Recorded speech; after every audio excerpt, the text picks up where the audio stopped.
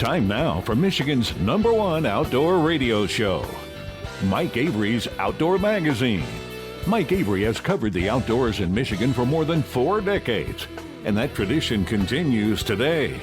Outdoor Magazine is brought to you by Jay's Sporting Goods, the Yater Insurance Group, Angler Quest Pontoons, The Forward Corporation, Security Credit Union, Offshore Tackle, Hammond Drives and Equipment, Garber Chevrolet, the West Branch Visitors Bureau, Rapid River Knife Works, and by Michigan Brand Meats.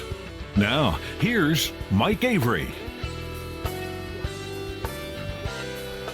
Indeed, this is the big guy, Mike Avery. Thank you, Ken Hunter, for that introduction, and welcome to another edition of the Outdoor Magazine radio show right here on the Outdoor Magazine radio network on more than 30 radio stations across this great state of Michigan. And as always, so glad to have you along with us. What would I do if I couldn't just cap off each week with a 3-hour visit here to the Outdoor Magazine radio studio to talk about this lifestyle that we love so much: hunting and fishing and shooting and trapping, wildlife issues, conservation issues, wild game cooking, and more.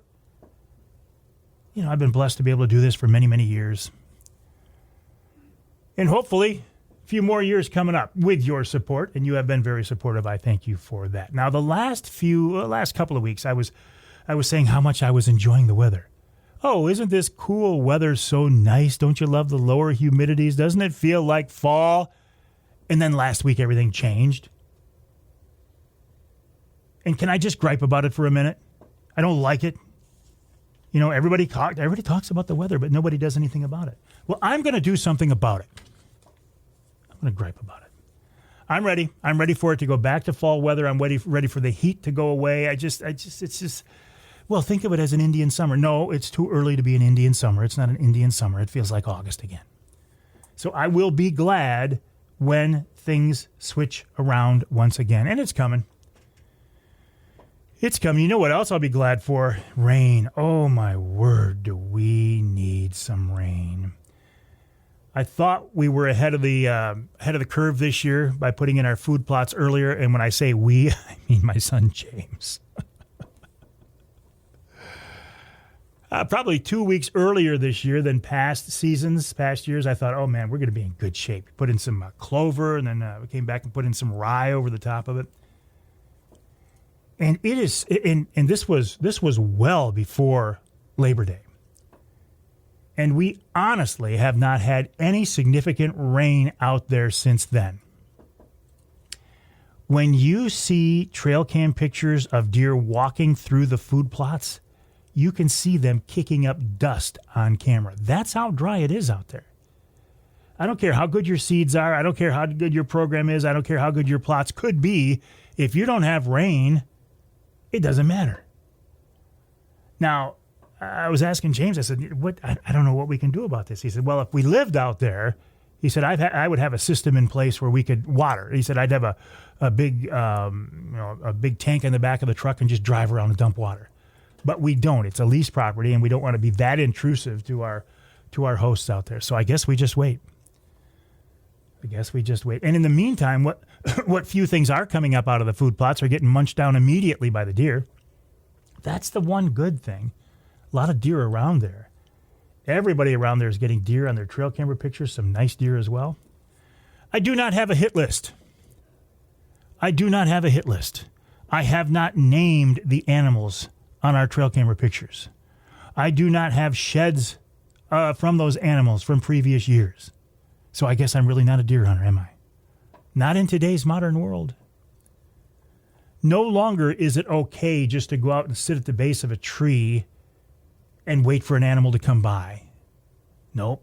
You've got to be far more invested these days. Far more invested. But you know what? That's the joy of hunting and fishing and shooting and trapping. It is what you want it to be. It is what you make it. You can be as casual and laid back as you want, or you can be as sophisticated and hardcore and scientific and intense as you want, and it's still enjoyable. Got a lot of wonderful pictures sent to me last week from the Michigan Youth Hunt. And again, I want to see your pictures. I love to share those pictures, whether it's a youth hunter or whether it is a bear hunter, an early season goose hunter, whatever.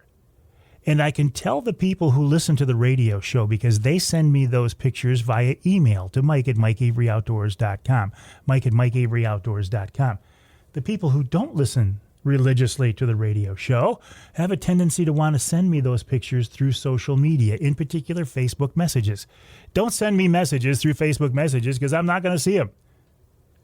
If you want me to see your pictures, your comments, your questions, your criticism, your videos, send me an email, Mike@MikeAveryOutdoors.com, Mike@MikeAveryOutdoors.com. Okay, let's talk about social media for a minute, or anti-social media. I have a love-hate relationship with anti-social media. Number one, I hate it. But number two, it is such a big part of what I do. I can reach so many people through social media that I don't have a choice. I am pretty much locked into the fact that I have to be active on social media, primarily Facebook, a little bit Instagram, Twitter, that kind of stuff, a little bit on YouTube. I have to be because it's part of my business plan and it's how I reach people, and I can reach people without having to pay for airtime, so I have to do it. Early on, when social media first started to get real big, I looked at it differently. I thought, you know what? I can use this platform to try to debate people and change people's minds.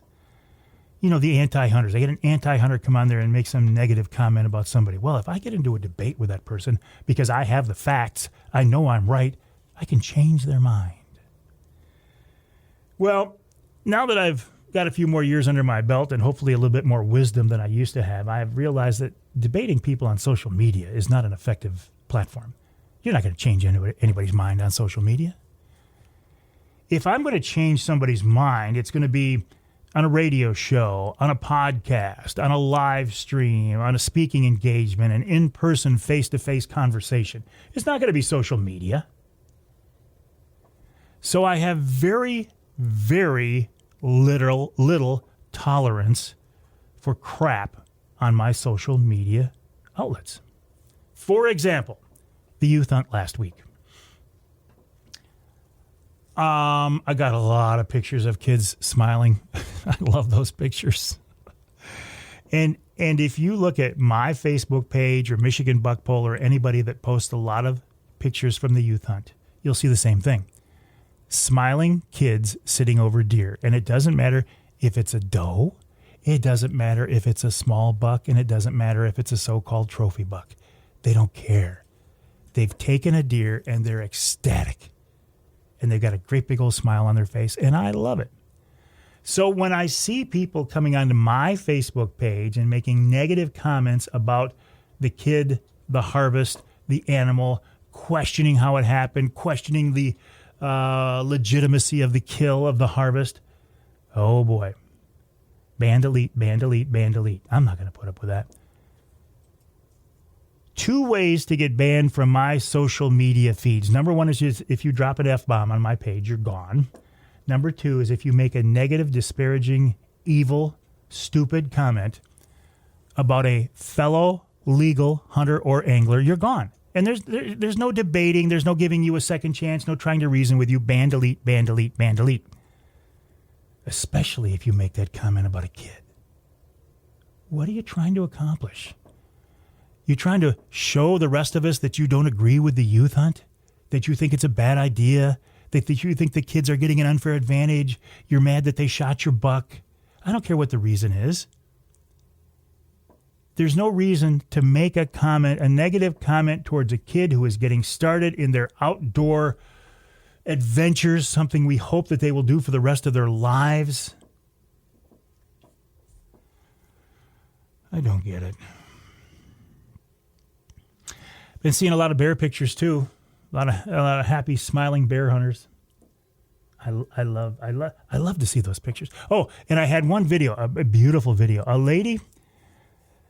Sorry for saying lady. Is that a bad term? A woman and her boyfriend were elk hunting in the Pigeon River area, and she had a cow tag. You know what happens when you go elk hunting with a cow tag, don't you? A big, beautiful bull elk walks in front of you, and it did for them. And they got it all on video. They sent it to me. I shared it on the Facebook page. Oh, it's wonderful. Check it out. Wednesday Night Live coming up this Wednesday at the Lumberjack Restaurant. I think we have a couple of seats left. Feel free to try to call to get a reservation, 989-343-0892, 989-343-0892. The newest shipment of the Avery Signature Rapid River knives are in progress. They're shipping now. Stand by for yours if you would like to order one, rapidriverknifeworks.com. Coming up on this week's show, after the break, audiologist and avid hunter Dr. Mike Stewart talks about shooting and hearing loss. What? Shooting and hearing loss.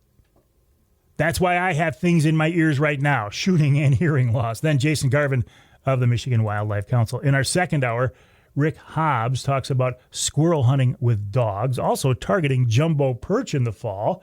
Steve Windom of MUCC checks in. How are things going now that Amy Trotter is no longer at the helm? This week's Ask Avery question features a guy, a man, a name you'll recognize. It's Bob Ransom with an exciting announcement. And coming up in hour number 3, Captain Paul Schlafley of Riverside Charters, riversidecharters.com, talks about fall steelhead fishing in the rivers and more. And then we wrap it all up with wild game chef extraordinaire Dixie Dave Minar. That's all coming up this week here on the show. My name is Mike Avery. This show is called Outdoor Magazine. My website, MikeAveryOutdoors.com. That's MikeAveryOutdoors.com. My email address is Mike@MikeAveryOutdoors.com. Love to hear from you. Send me your emails, pictures, comments, questions, criticisms. Mike@MikeAveryOutdoors.com.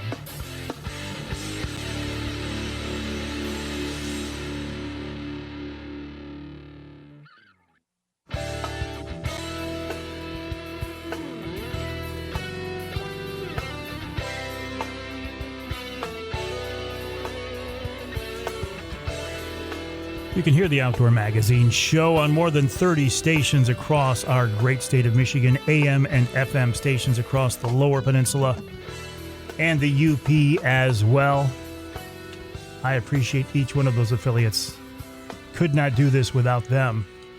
You know, that is the basis of what I'm doing. It's a radio show. So I always say if you can, listen to the Outdoor Magazine show on your local radio station. This segment of Outdoor Magazine brought to you by the Linwood Beach Marina and Campground. Linwood Beach can be your year-round Saginaw Bay fishing destination and your Mid-Michigan Angler Quest headquarters. For more info, check them out online at linwoodbeachmarina.com, linwoodbeachmarina.com. Now, the fall perch fishing on Saginaw Bay is starting to pick up. The fall walleye fishing on Saginaw Bay will pick up, and the fall waterfowl season on Saginaw Bay is, let's see, the early goose season's open now, but I think most people, the waterfowl is going to be a few weeks yet. If you are looking for access to Saginaw Bay, the west side of the bay, or if you need to have your boat, I'm going to say the word, winterized, there it is, winterized, hate that word, Linwood Beach Marina can help you out. Check them out online, linwoodbeachmarina.com. That's linwoodbeachmarina.com. One of the topics that I almost said I'd like to talk about here on the show, I don't like to talk about it here on the show, but it affects me. And it's the concept of shooting and hearing loss. Now, I'm not a young guy anymore, so my hearing loss part of it, I suspect, is just from getting older. I think some of it is from when I was a kid and I didn't take care of my ears and loud music and standing in front of towers at concerts and being stupid stuff. But I think most of my hearing loss is from shooting without ear protection. In fact, there was one time in particular, I know I hurt my ears. I had never shot a .45 before. And a buddy of mine had a .45, and he had a couple of boxes of ammo. And he said, go for it. So I'm like, bang, bang, bang. I shot that .45 over and over and over and over again. And then we get in the truck to head home, and I honestly could not hear my friends in the front seat. All I could hear was like this ringing and this muffled sound, and I thought, uh-oh. And wouldn't you know it, a few years later, I ended up wearing hearing aids. Dr. Mike Stewart, audiologist, I think possibly retired now, but still an avid hunter. He knows about this concept of shooting and hearing loss from both perspectives, both angles. And that's why I think he's such an interesting person to talk with, and he's here on the Outdoor Magazine phone line. Doc, welcome back. How are you? Yeah, fine. How you doing, Mike? Good. So listen, are you completely retired now, or you still got your fingers in things? Well, yeah, I'm retired. I don't teach anymore, and I'm not involved in academia anymore. But we're still doing research in this area. We've taken about a year off here. We've actually been meeting every year for 15 years up in the UP to do different studies, and we've got a backlog of data here. So we're just taking a couple of years off. So we haven't been up there for about 2 years now, but hopefully we'll be able to get up there next spring. So what are you still learning at this point, Mike? I would think you know this topic inside and out. Yeah, well, there's a lot of aspects, to shooting, and a lot of different areas that cause risk. We've been studying the effects of different types of earring protection, whether you maybe double protect. We've studied almost every type of gun that you can imagine in terms of the sound pressure level. I think one of our studies involved 52 different guns. And then we've really been focusing in on the suppressor issue in the last 5 or 10 years. And we've published probably 30 or 40 articles and at least 100 national presentations in this area. So we've really, tried to look at several aspects of firearm noise. Shooting in a blind, shooting outside of a blind, shooting with suppressor, without subsonic ammo. That's very interesting when you couple a suppressor with subsonic ammo. It's really, really reduces sound pressure level and reduces risk. I have a suppressor on my 350 Legend. When I sighted it in, it was an indoor gun range, so it was still pretty loud, and I expected that. I shot a bear with it last fall in the UP, and I was surprised at how loud it still was. But then talking with you, and you said, well, look at the subsonic. But how much performance am I going to use if I go that way, Mike?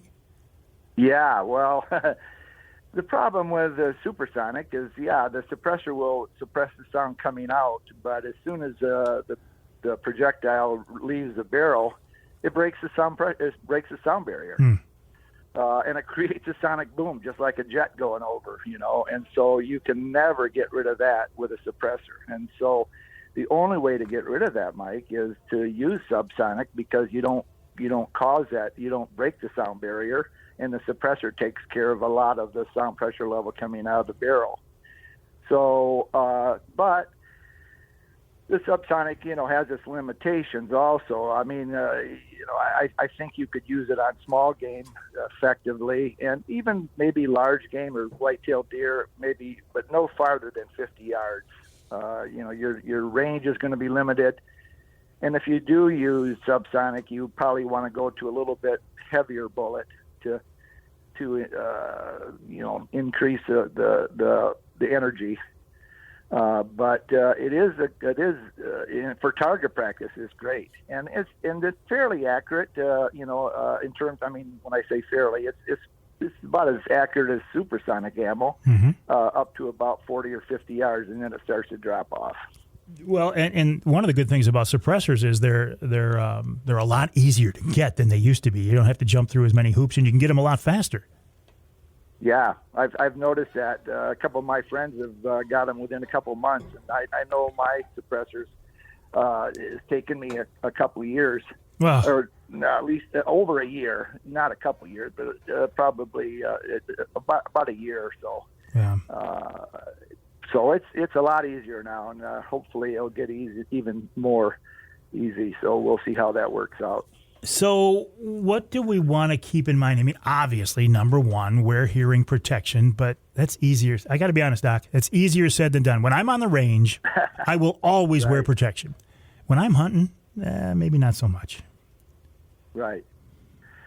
Well, you need to go to the electronic or the nonlinear stuff for hunting. The conventional, traditional HPDs are excellent, for target practice, like you say, but it blocks off a lot of sound, probably up to 30 decibels. But the nonlinears allow softer sounds to go through and then attenuates louder sounds. And these are fairly inexpensive devices, $10, $12, $15 a pair. and then the electronics are really the way to go if you really want to amplify sound so you can hear very well. And then as soon as you pull the trigger, it turns from an amplifier to hearing protection. And there's several styles of that. You know, you can get the Circumoros or the earphones, the behind the ear or the in the ear type. When I hear you say about the electronic, and amplifying the soft sounds, my mind goes back to the old first generation Walker's game ear. I got to believe we've come a long way since then. Yeah, but it's still very similar to that. I mean, you can still get that particular device. It's a linear device. Most of the ones are more like hearing aids now, where they don't amplify loud sounds in the environment as much as soft sounds, and so they're a lot easier to wear.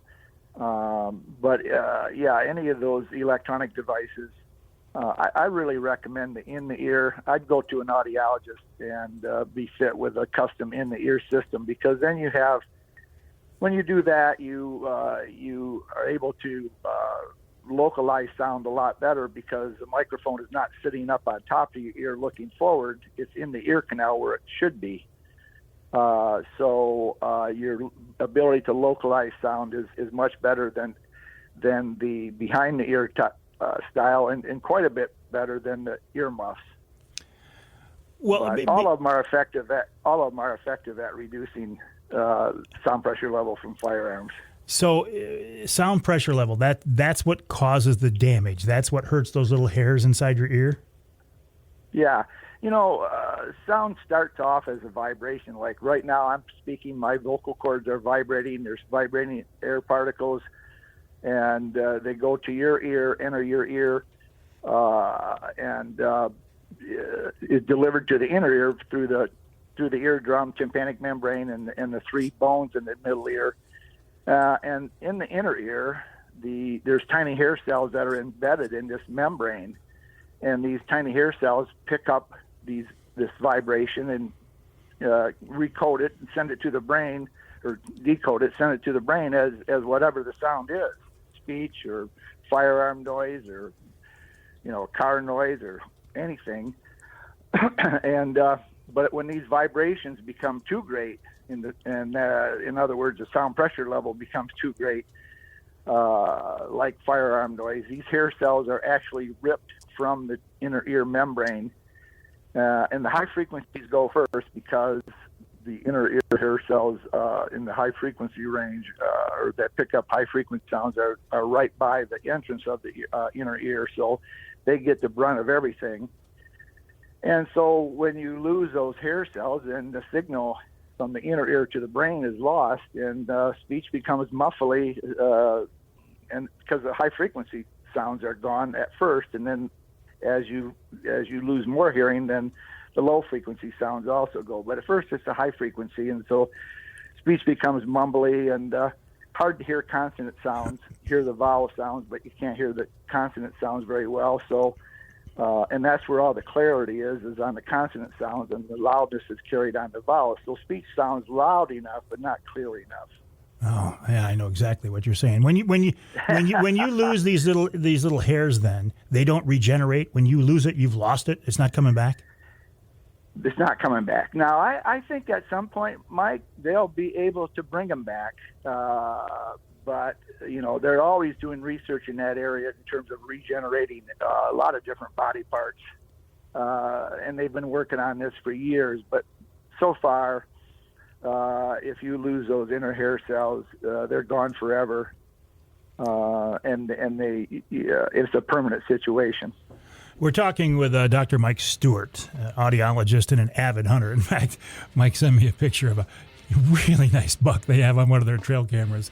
So he sees this from both sides of the equation. He gets it. Look at it. It's one thing to look at this from a lab and say, oh, you should always do this. And you should.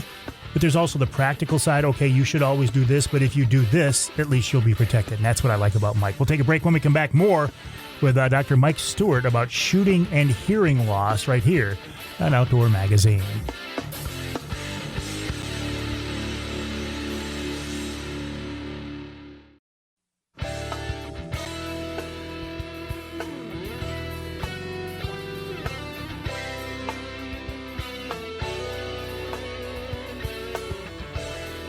You can hear the Outdoor Magazine show in Alpena on WZTK 105.7 FM. You can hear us in Sheboygan on Big Country Gold, WCBY 1240 AM, 100.7 FM. And you can hear us north of the bridge in Iron Mountain, WMIQ 1450 AM. This segment of Outdoor Magazine brought to you by VersaSkins, Michigan-based, family-owned VersaSkins. Just change your skin for the season you're in. Why buy a bunch of different sets of expensive hunting clothes when you can buy one good quality set, snap on, zip on, an outer shell of a different camo pattern in less than a minute?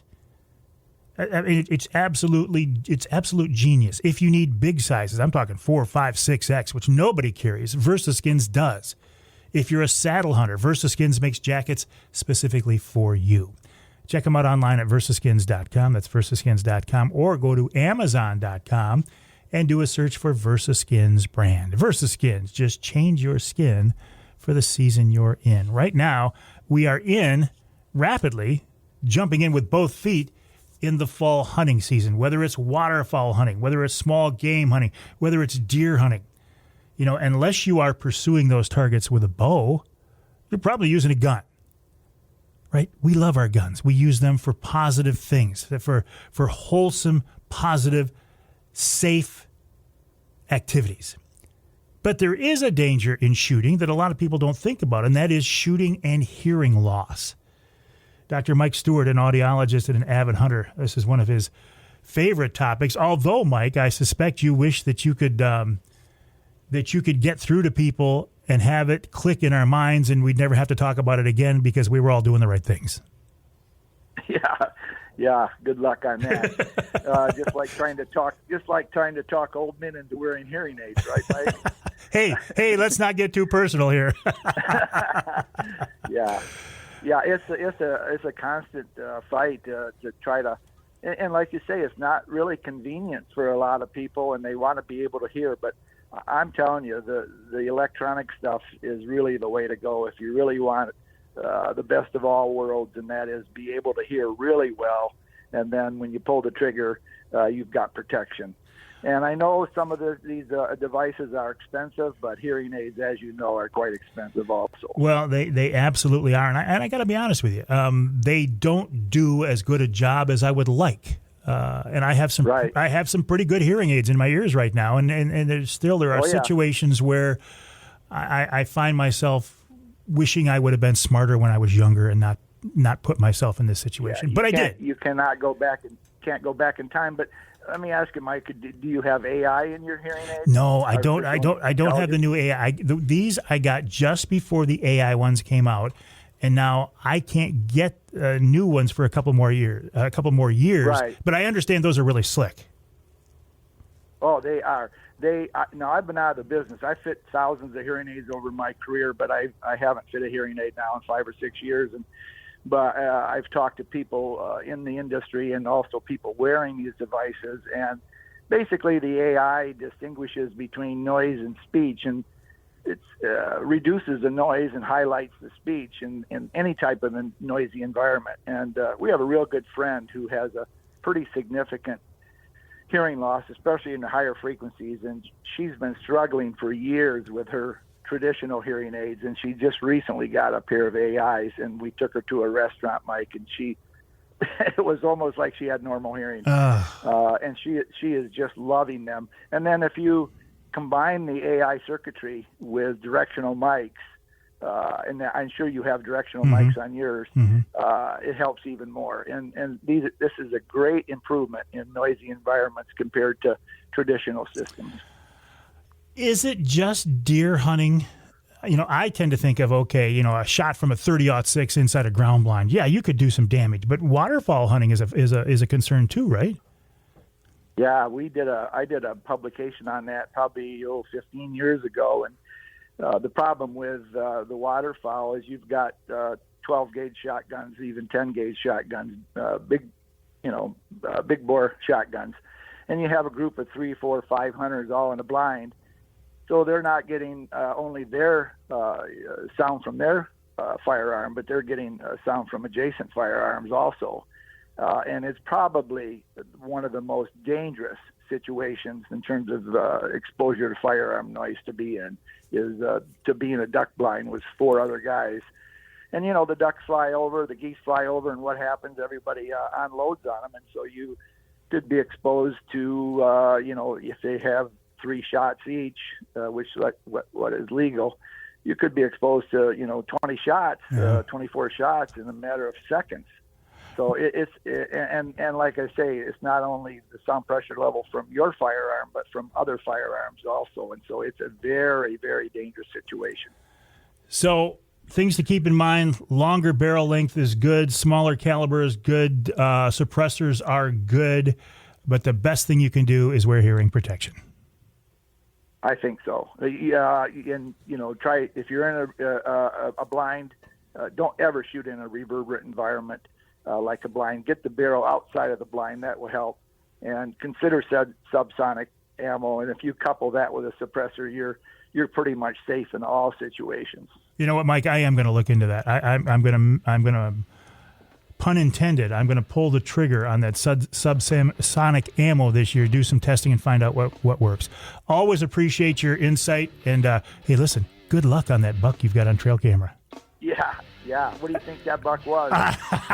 Man, I don't know, but he's a nice one. Audiologist Dr. Mike Stewart talking about shooting and hearing loss. I will wish Mike, and his family luck on getting that buck. We'll take a break here in the Outdoor Magazine Show. When we come back, Dr. Jason Garvon on the Michigan Wildlife Council and their Here for Generations campaign.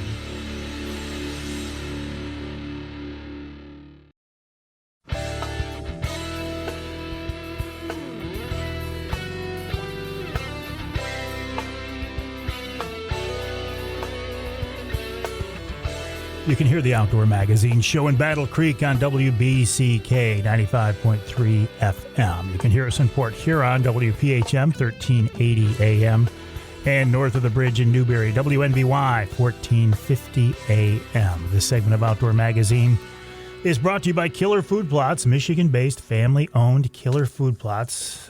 Doesn't get any better than that, does it? Probably you're not putting in food plots right now. But what you can be doing is addressing the EHD concern in the southern part of the state. Killer Food Plots makes a product called AquaShield that you can put in your ponds, and they say it's not too late to do this. So take a serious look at that. Plus, Killer Food Plots does make a line of scents and attractants. Check those out. The website, killerfoodplots.com, killerfoodplots.com. Rich and Ellie Krazan of Killer Food Plots will be joining us next week, or this week coming up, at our Wednesday night live, so you can see them there as well, killerfoodplots.com. You heard during that commercial break a new spot, a new commercial that I love. It's from the Michigan Wildlife Council, and it's about their Here for Generations campaign. The Michigan Wildlife Council was formed several years ago to promote the role of hunting and fishing here in Michigan. Originally, their message was directed almost entirely at the southern part of the state to the non-hunting and angling public. Recently, the message has broadened its scale, broadened its scope a little bit, and I think that's wonderful. Jason Garvon is the director, what will we call him? The head guy at the Michigan Wildlife Council, and he's with us now on the Outdoor Magazine phone line. Jason, welcome back. What's your title now? So I think I'm the chair of the chairman. That's the word. That's the word I'm looking for. I'm not the head honcho. Let's make sure we say that. Well, from my perspective, you are, but you're the chairman of the Michigan Wildlife Council. You have been intimately involved in this group for the last several years, Jason. What about this change in direction? How is it going, and how is it being perceived? How is it being accepted? Mike, I think we're still putting out the same message, right? So we're still going to be telling everybody, hunting and fishing licenses provide $63 million for wildlife conservation, and we're still going to be talking about the $12.8 billion contributed to our economy through hunting and fishing, helping to support this 170,000 jobs. But this campaign's a little different. We're going very hunter-angler forward. And we've introduced this idea that hunters and anglers are really these quiet conservationists. And the campaign part that I like about it. It's very calming, very quiet. And in all the noise of our current advertising, we kind of taken a different different idea and chosen to be this calm, collected, and really direct messaging format. And I love it. I love it. I like the fact that it's very straightforward, but it's not in your face. Very nice feel to it, as you say, very calm, very deliberate, but you still put the message out there. And I'm glad that now hunters and anglers are being directly targeted as well, because, we know as a group, we know that we are stewards of the resource, but sometimes I think even we forget the role that we play. So good job. Yeah. And I think the other thing that's interesting about this campaign is we're actually using actual hunters and anglers in our marketing. They're not actors. They are people who you might actually run into out in the woods or on the stream. So I think that's a really cool spin to this campaign. And I see it's not just these radio spots. I see as I'm driving down the freeways, I'll see a big billboard that catches my eye immediately because it's got a hunter or an angler. I'm thinking, I bet you that's from the Michigan Wildlife Council. And indeed, almost all the time, it is. So this is kind of a broad-based approach, and not just geared at southern Michigan so much anymore either, is it? I think you'll find most of our marketing is targeted in that area simply because that's where our population is in the state. But it definitely resonates throughout the rest of the state as well. So from your perspective, I mean, obviously you bought into this, but you think it's you think it's a good move. You think we're moving the right direction with the Wildlife Council. I do. And, we're able to make this move because the work we've done over the past decade. 10 years ago, I don't think we could have had the same campaign with the success that I think it's going to bring. But because of the work we've done and really kind of introduced slowly the idea of hunting and fishing to the public that doesn't hunt and fish, and kind of built on that, kind of set the table for this new campaign. Well, I think you guys have played this perfectly. Michigan Wildlife Council, the website here for mioutdoors.org, here for mioutdoors.org. Jason, appreciate your time. Congrats on being the chairman now of that group. I'll let you get on with your day, and you and I will talk again soon. All right. Thank you, Mike. Jason Garvon of the Michigan Wildlife Council. Again, that website here for mioutdoors.org, here for generations. Isn't that what we all want? Don't we want this way of life that we love so much, hunting and fishing, shooting and trapping? Don't we indeed want this to be here for generations? And, I'd never really thought about this before, but the way Jason described this is, it was several years in the making of getting this to where it is now so they could make this slight change in direction. I think it's very effective. I really like it. I support this group a lot, and I'm glad to be partnering with them. Michigan Wildlife Council, the website here for mioutdoors.org. We'll take a break for the top of the hour. Coming up at hour number 2, squirrel hunting, perch fishing, MUCC, Bob Ransom, and more.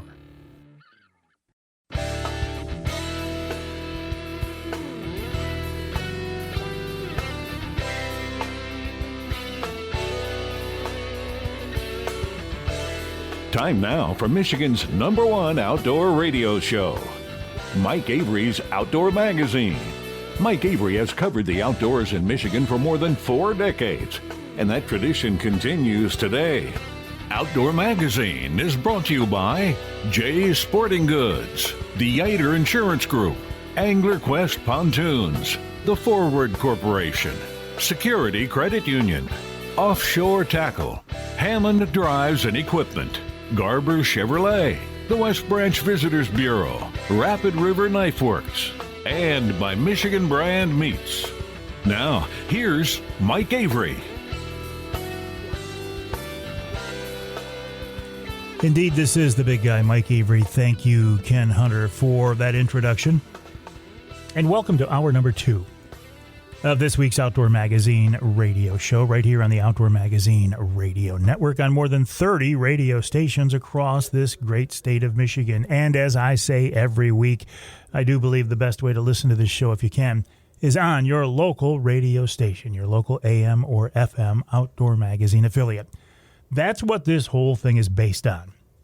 I don't think I would be able, I know I would not be able to do this at the level that I am strictly as a podcast only, right? There have to be the radio stations out there carrying the show, more than 30 of them. And I would encourage you, if you can, to listen to the show on your local AM or FM stations.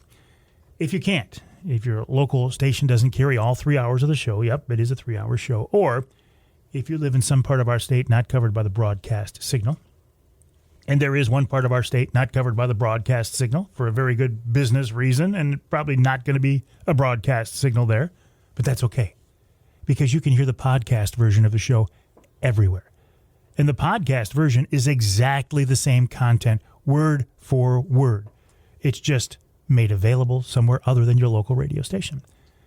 What I do with the podcast, though, is I do not upload the podcast until Sunday afternoon, after the radio stations have had a chance to carry the show. Where do you hear the podcast? It's on my website, MikeAveryOutdoors.com. It's on my Facebook page, and it's on just about every other podcast outlet that you can think of. You know the usuals, the Spotify, the TuneIns, the Stitchers, the yada, yada, yada, yadas. I do like podcasting, though. And each month I do podcasts specifically for some of my advertising partners, including Offshore Tackle, Angler Quest Boats, and Killer Food Plots. In fact, when we're done here in the studio today recording this week's radio show, we will record this month's Killer Food Plots podcast with Rich Krazan. And I have some questions for Rich. Rich, what can I do for my food plot when it hasn't rained? And he's going to say, I'm not a miracle maker. I can't fix that one, but we'll talk about that and more. So keep an ear out for that. So we are now in the middle of September. The weather hasn't really felt like it lately, right? I know a couple of weeks ago I was saying how nice it was to have this cool, refreshing weather. Now it feels like summertime again. But there are fall activities going on for sure, right? I mean, small game season is open now.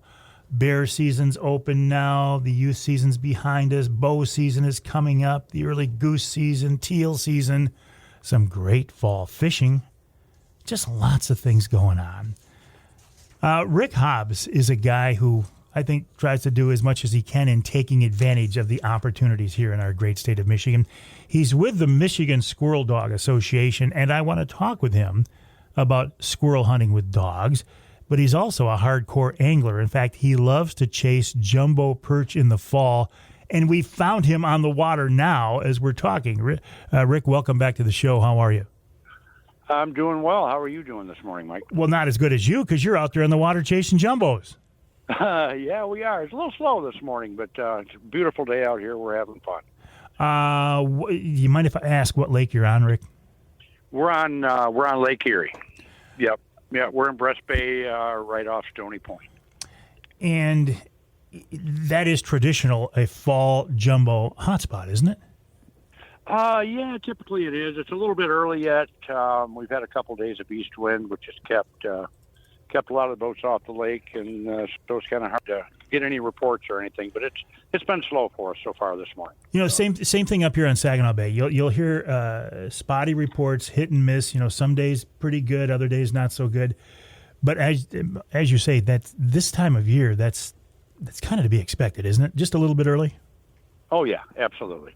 Yep. Water temperature. Let me look at the Garvon here. Is 70 degrees, so it's about 10 degrees warmer than I like it. So 10 degrees in water temp, that's a big deal. That's a big difference, yeah. So yeah, but it's September. You know, you can get a lot of summer weather in September. So what happens when that water temp drops down to 60? Is it the fish become more aggressive, or they move into certain areas, or what changes? Yeah, I think I'm by no means an expert on the perch, but I think October is probably the peak month for it. And from all I've heard and any success I've had in the past, it's down around 60 and a little below. So what's your setup? Is it a commercial store-bought perch rig, perch spreader, or do you tie up your own, or what? We got one tree out. We're using emerald shiners, and the wife and I are got 2 lines out, and we're jigging with the rest of them. So, did you find shiners? Yes, I did. Sure did. Yep. I find it interesting that you had a hard time finding them. Emeralds are sometimes kind of tough to get down there. Emeralds is a preferred bait for them. And, a shop down right at the entrance to Sterling State Park. Jeff's Bait and Tackle had them. So we're good. Nice fish, nice minnows, too. Why not gobies? I mean, they're probably feeding on gobies, too, right? Couldn't you just use a natural bait? I don't. Well, actually, the first perch we caught this morning was on a night crawler. We do have a night crawler. Oh, really? Okay. So, yeah. Yep. Yeah. So. Yep. Night crawler and a drop shot. Perch are one of those fish where when the jumbos are biting, people will abandon walleye, they'll abandon kings, they'll abandon anything else, right? Yeah. But in your mind, what is the size fish you're looking for? Obviously, the bigger the better. But what's your cutoff? What will you keep and what goes back? 10 and up. You didn't even hesitate, Rick. 10 and up. We're not measuring them, but when you've done it long enough, you can pretty much tell. Yeah. Nice day out there this morning. Oh, it's beautiful. Yep, it's beautiful. We got a north wind and nice day. Not a lot of boats out. There wasn't many boats at the launch, but we didn't really expect any for a Wednesday. So. Yeah. A couple more questions on perch, and then we'll move on. So, what are you looking for? A certain depth? I mean, how did you decide to set up where you are right now? What made you decide to stop right there? From the reports that I'd had. Yeah, and actually now they're farther south of us. From what I heard this morning, that most guys are fishing down what they call the dumping grounds. So will they move? I mean, will schools of perch move quite a bit during a day? Oh, yeah, absolutely. Yep. So you got to be in the right place at the right time. Exactly. Just like anything else, deer hunting or whatever you're doing. All right, well, let's use this transition into squirrel hunting. You're a part of the Michigan Squirrel Dog Association. I am fascinated by this, Rick. I have never hunted squirrels with dogs. I used to hunt squirrels a lot when I was a kid. But it seems to me when you bring dogs into this, you expand the opportunities for enjoyment because you've got all this other camaraderie and critters and dogs and stuff you've brought into this. Yes. Yep. Like we've talked about before, it's real similar to coon hunting with hounds. Yeah. If any of your listeners have done that before, but it's during the daylight hours. It's a much more laid back. If you like to hunt with dogs and if you like to hunt with tree dogs, it's a great way to go. Do you wait for the leaves to drop to get serious about this, or could you be out there right now? We do some hunting early. Right now it's a little warm. But most of our hunting really is in the dead of winter. Really? Oh, yeah. Yeah, we get a lot of squirrels in the dead of the winter. They don't hibernate. And we like to hunt a lot of larger state land areas down in the southern part of the state. And quite honestly, in the winter months, it's a lot of time you've got them all to yourself. So it makes for some great hunting. How long has it been since squirrel dogs started to become popular here? Like when I was a kid growing up, I never heard of such a thing. Yeah, I think the tradition mainly started down south and came north. So, but it's been a long time. Has it? Yeah, it's been a long time. We're talking with Rick Hobbs of the Michigan Squirrel Dog Association. He's on Lake Erie right now with his wife chasing jumbo perch. And I twisted his arm. He said, I can't do this tomorrow. I'm going fishing. I said, look it. I'll be, I won't take up too much of your time. So anyway, we got to take a break. Rick, while we're in this break, you got 4.5 minutes to catch 5 jumbo perch. Can you do it? I'll see what I can do. All right, he's going to give it a try. I'll give a report. I'll give you a report when you come back. Sounds good. We'll go into a break as Rick Hobbs is turning his attention back to his perch rig. There on Lake Erie. Perch are one of those things I love to eat perch. Who doesn't?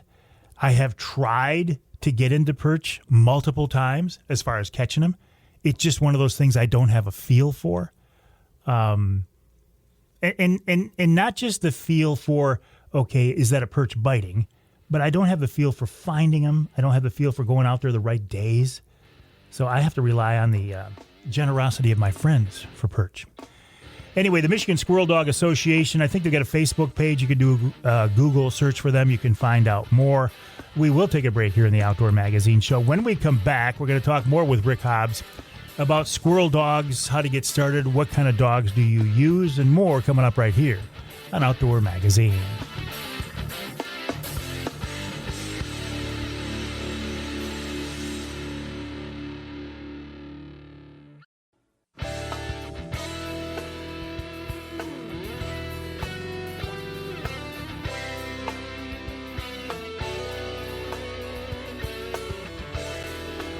You can hear the Outdoor Magazine Show in Caro on two stations, WKYO 1360 AM and WIDL 92.1 FM.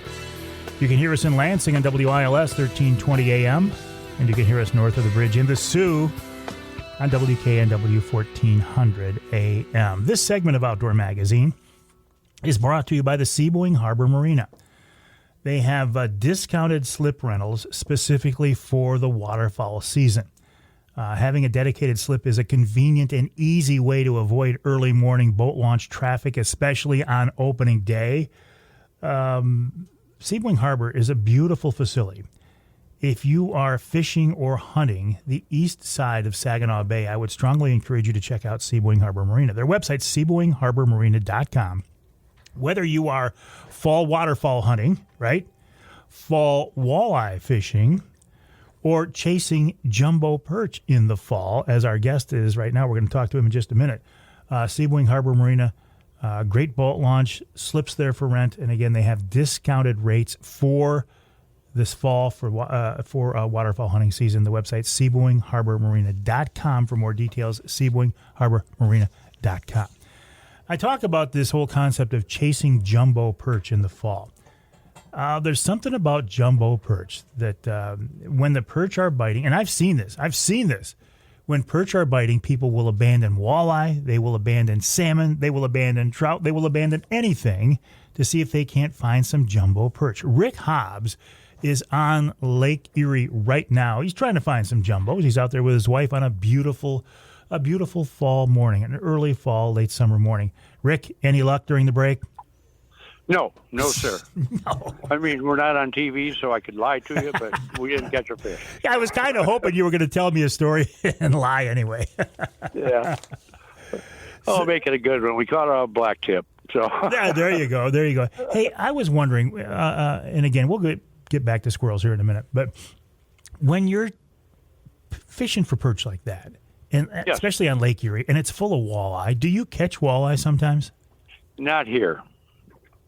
Even the walleye, a lot of your charter guys down here, they pretty much migrate east into the deeper water, and very, very few people fish for them here. I mean, in the fall, where I perch fish down here, I've never caught one in the fall. I'm sure there's guys that are a lot better than I am, but we haven't. So. Do you chase perch, though? I mean, do you chase them out on Lake Huron? Do you come up to Saginaw Bay? Do you consider yourself a perch aficionado? No. I do it because it's convenient right now. I spend a lot of time out here in the summer from May on walleye fishing. Do very well walleye fishing here. Yep.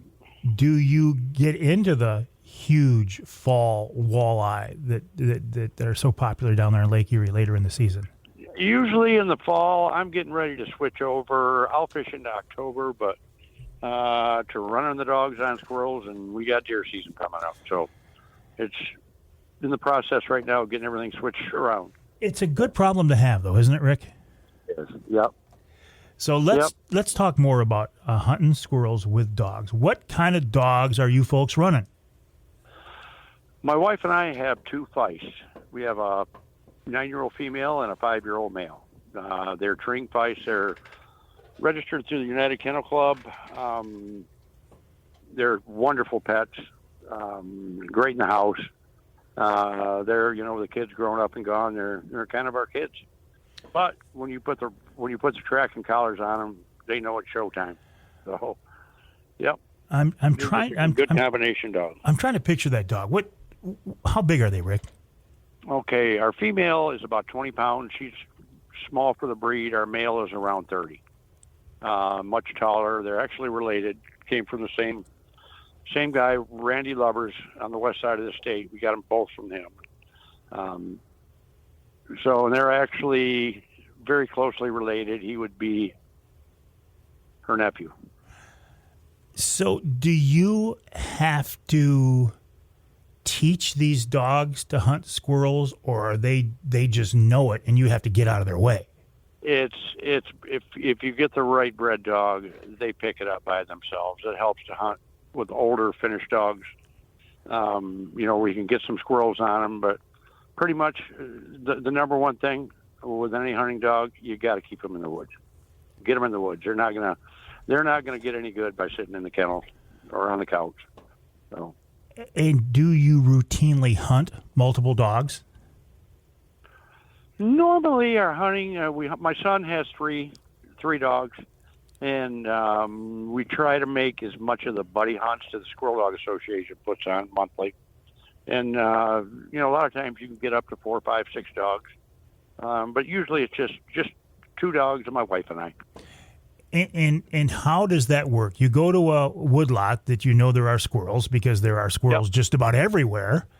And then do you let the dogs out? Do you wait till you see a squirrel, or what? Nope. We have the Garmin tracking collars, so we know where they're at, know what they're doing. Yeah, we turn them out, and they know the routine. Off they go, and when they start, the Garmin will tell you when they stop, and the Garmin will tell you, and then they start barking on the tree, just like a coon dog would. So are they finding the squirrels visually, or do they smell them? That's the thing about the feist, and to some extent the cur dogs. They use all 3 senses a lot more than other hound dogs do that are mainly smell. They use their eyes and their ears a lot. And, depending on the particular dog, they do use their noses too. And you said when they see or smell or get on a squirrel, they'll start to bark? Not on the track. Mine don't. Some do. Some of your cur dogs, which are in mannerisms are closer to a hound, will bark on the track. Mine will not bark on the track at all, which is really common for a feist. But when they do tree a squirrel, they'll tear it down, so to speak. So one bark after another. So as they're going through the woods, do they find the squirrels on the ground feeding and tree them, or do they find them while they're already up in a tree? Both ways. Yep, they can see them, hear them in the trees, but they'll also run into them on the ground too. So, yep. Our female used to be a 300-400 yard dog. Our male is now. She's getting some age on her, and she doesn't get out as far as she is, as she used to. But well, and the thing about having a dog too, I mean, going back to when I was a kid squirrel hunting, the squirrel, it became a game of cat and mouse, right? You'd get on one side of the tree, they'd go to the other. But if you've got a dog, that changes things considerably. Yeah. And when I'm hunting by myself, yes, that is an issue. They will roll around the tree and sometimes make it very difficult.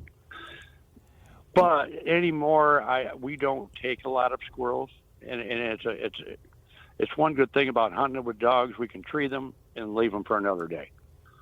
So, the limit in the state is 5 daily. But a lot of times, sometimes we don't take any, and other times we'll just take one for the dog. So I'm glad you brought that up, and I want to follow up on this. People who do not hunt with hounds, and I'm talking coyotes, more bears and squirrels, you don't have to harvest that animal to have a good experience, right? No, you do not. Nope. Certainly don't.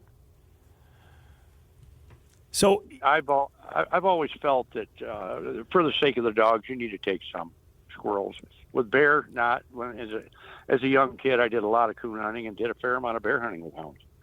And during training season, we would go up and same concept, only obviously your quarry's a lot bigger, and we would tree bear and leave them. Yep. Same principle, different animal. Do you coon hunt much at all anymore? Very, very little. Very, very. I'm starting to get up there and into my late 60s, and still feel good, get around well, but it's a little bit tough for me now. Yeah, now they will. They're excellent coon dogs, but we just don't hunt them much. You'd be surprised on how many coon you tree during the daytime. Really? Oh yeah, we tree a fair amount of coon during the day, depending on where you're at. Well, because the reason I'm asking is I'm thinking about coon hunting. To me, coon hunting is more of a predator control activity, where squirrel hunting is more fun, more recreational, and maybe get a little bit of meat. Am I oversimplifying that, or am I off base here at all? No, you're correct. You're absolutely correct. It used to be, it was a good source of revenue. Not much fur is worth anything anymore. So, consequently, you have, let's face it, coons are in a lot of places, they're overpopulated. Yeah. They're just raccoons everywhere. And they're raising heck with the game birds and the eggs and a lot of things. Oh, yeah, absolutely. Yeah, it's made a big, big difference. Made a big difference. I remember back when I was a kid, between trapping and coon hunting, I paid for a year's tuition when I was going to college with coon fur. So. I think that's great. I think that's wonderful. On the days when you go out there and think, okay, we're going to take a squirrel or two home today, are you taking a shotgun? You taking a .22? You taking an air rifle? Is an air rifle an option? Oh, sure it is. Yep, I use a .22. Yep, just use a .22 with a scope on it. Yep. How many different types of squirrels will you see in the Michigan woods, Rick? Well, pretty much. You'll tree an occasional red squirrel, fox squirrels, and then your gray squirrels that come in different color phases. Last couple of years around us, we seem to have a lot more black squirrels than anything. What part of the state are you in? Lenawee County. Okay, downstate. Okay. Yeah, we're downstate. Well, we've got a place up north to east of Harrisville, and we do a fair amount of hunting up there. We get up every year a couple times. It's been a little tough the last couple of years. The squirrel population has been a little bleak. Really? Yep. Yeah, you may be able to help me out on this one, but I've heard reports that pine marten are a big predator of squirrels. That's the first I've heard of that. I was not aware of that at all. It's interesting, though. I've heard of that with a couple of the hunters in the Squirrel Club, actually, that said the decline. And a lot of people come up with reasons why there's less renegade than other, and maybe that was just his. So and there's no scientific. And they're all experts, right, Rick? Exactly. Yeah. Hey, Rick, listen, I've enjoyed our conversation. I love what you guys are doing at the Michigan Squirrel Dog Association. I appreciate the fact that you're promoting this sport and you're promoting it to get kids and families involved. I think that's wonderful. The Michigan Squirrel Dog Association. Rick, good luck with that. Good luck in your efforts, your adventures chasing jumbo perch this fall. And let's talk again during the wintertime. That sounds great, Mike. Good to talk to you. Same here. Rick Hobbs, Michigan Squirrel Dog Association. We'll take a break. Steve Windom of MUCC coming up.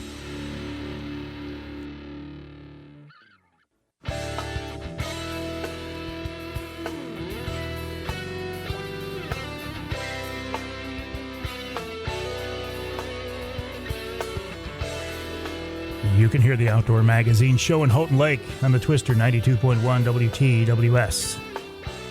You can hear us in Holland on WHTC, that's 1450 AM, 99.7 FM. And you can hear us north of the bridge in Marquette, WDMJ 1320 AM. This segment of Outdoor Magazine is brought to you by Reader Landscaping. Reader can take care of your lawn and property because it's our nature and your nurture. Let them create an outdoor getaway in, our nature. Your nature, our nurture.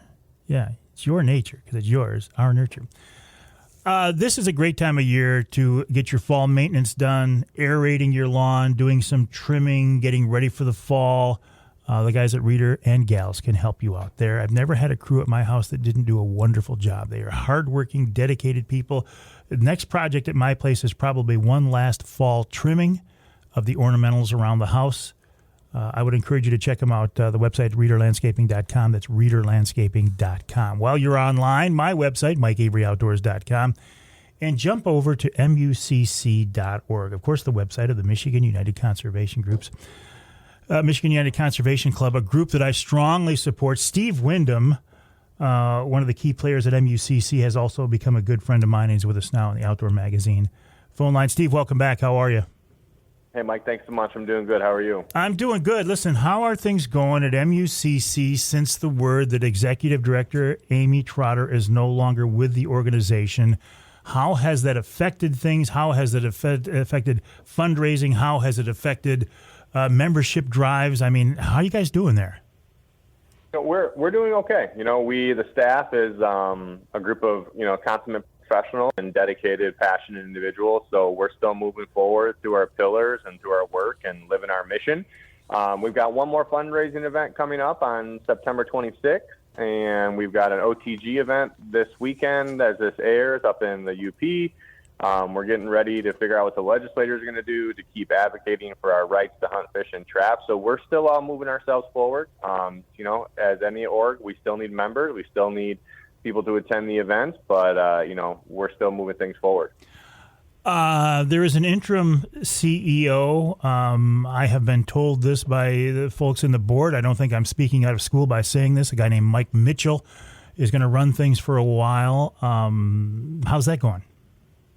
Yeah, Mike is getting caught up to speed and getting onboarded, and as the interim CEO, is helping keep the day-to-day moving forward. And then, we're waiting to hear from the board what next steps are or what our plan is. But, things right now, we are wrapping up summer and getting ready for hunting season. It's kind of a good thing that hunting season seems to slow down for us a little bit. October 1st, things get a little quiet around the office. Well, so Steve, what I would like to do is I would like to continue working with MUCC. I think our goals are the same. I want to continue, pushing for membership. I want to continue to do the golf outing next year to raise money for the youth camp.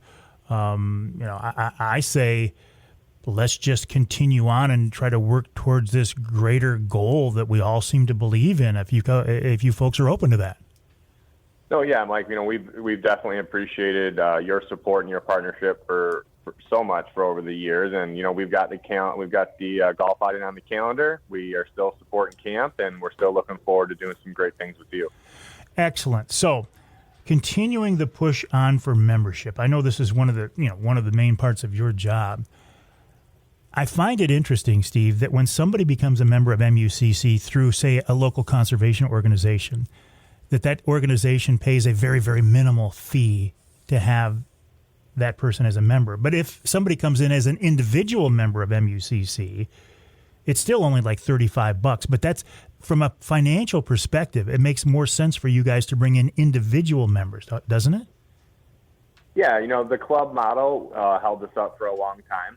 We know that there are some clubs out there struggling. There are some clubs that are doing well, but if you look at any of the other big conservation groups, individual membership is the model that really allows people to support the organization. It helps us grow our numbers, it helps us grow our voice, and it helps us, continue to fundraise in order to do the work that we love to do. So if someone wants to become an individual member of MUCC, is it as simple as just going to the website and signing up? Yeah, that's it. MUCC.org. You can click on join and you sign up as an individual member. It's $35 for 1 year, or if you sign up for 2 years, you get a $10 discount. So it's $60 for 2 years. We also have our life membership. So those who really believe in the work of MUCC can sign up to be a life member.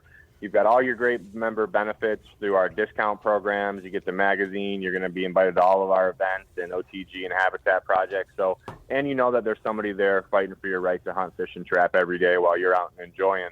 So this fall, while you're out in the hunting woods or hunting fields, doing what you love, be nice to join as a member of MUCC because we're here to enhance it and protect it. And Steve, I will look forward to seeing you Wednesday night coming up the 24th at the Lumberjack Restaurant for one of our Wednesday night live events. You've been to those before. These are fun, aren't they? I have a blast at these. I'm sorry I missed the last one, but I made sure to put it on my calendar for this next one, and I'm looking forward to being up there with you in West Branch and seeing all the great people that attend these. And I think we've got a few more seats, maybe. 989-343-0892 for reservations, 989-343-0892 for reservations. And if you would like to join MUCC, this is a great time to do that. The website, mucc.org, mucc.org. Steve, keep up the good work. We'll talk again soon.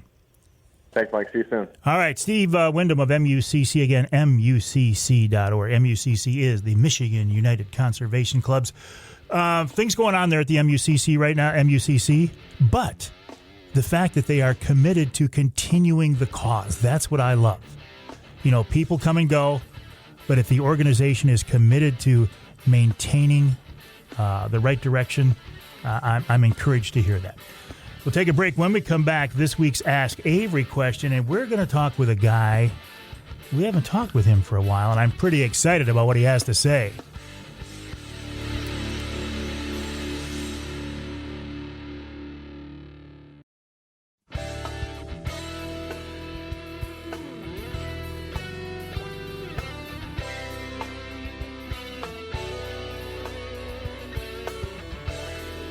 You can hear the Outdoor Magazine show in Houghton Lake on 98.5 WUPS. You can also hear us in Sandusky in the Thumb on WMIC 660 AM, 95.3 FM, and you can hear us north of the bridge in Escanaba on WCHT 600 AM, 93.5 FM. The Ask Avery segment is brought to you each week by the good folks at Security Credit Union. Security Credit Union loves to work with outdoorsmen and women, and they can help you with your next outdoor adventure. Check them out online at securitycu.org. That's securitycu.org. Now, the Ask Avery segment, as you know, is part of the show where I open up, where I let you ask me questions. And one question I've had a lot, and by the way, the best way to get these questions to me is to send me an email to mike@mikeaveryoutdoors.com. I've had a lot of questions over the last several months from people saying, "Hey, Avery, you know, I used to hear you talk about these ground blinds like the Wraith 270, and you were talking about these jaw and truss ladder stands that you were so much a favor of, and you haven't talked about those lately. How come? What's going on?" Well, I haven't been able to say too much at all until now. And to help me talk more about this, Bob Ransom, a guy I've worked with for many, many years now on the Outdoor Magazine phone line to bring us up to speed. Bob, welcome back. How are you? Mike, I'm doing fantastic. How are you? Well, I'm excited. I'm excited about what you've got going on. I mean, you're always a guy who has a lot going on, but tell me the latest, Bob.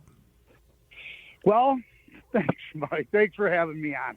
We're very excited. You know, what Millennium, one of the oldest tree stand brands in the business, they own a brand called Old Man, another very recognized name in the tree stand business. And what's happened is we've took a license with the John Truss patent holder, and we've branded a whole line of Old Man tree stands, ground blinds, hunting accessory equipment under the Old Man brand, under Millennium, and we're out in the marketplace. We're back in the game. We're back, baby.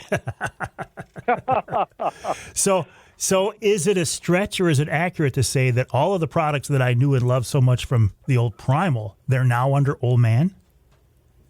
There's a lot of similarities.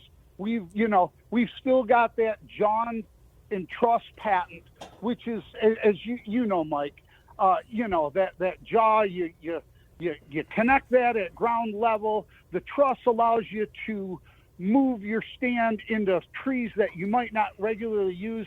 To answer your question, yes, there's a lot of similarities between what we were doing and the direction we're headed in now.